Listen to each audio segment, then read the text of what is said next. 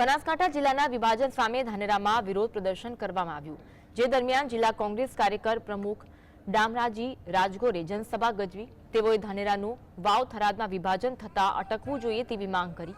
તેમણે ધાનેરાવાસીઓએ સરકાર સામે લડવા માટે મન મક્કમ કર્યું હોવાનું આહવાન કર્યું હતું. તેઓએ કહ્યું કે ધાનેરાની જનતાને પરેશાન કરશો નહીં. ધાનેરાની જનતાએ તમારું કંઈ બગાડ્યું નથી. એકવાર લોકોનું વિચાર્યું હોત તો આ બધું ન કરવું પડ્યું હોત. તમારી સત્તા ઝાંઝી ટકવાની નથી. ધાનેરાની જનતાને પરેશાન કરશો નહીં.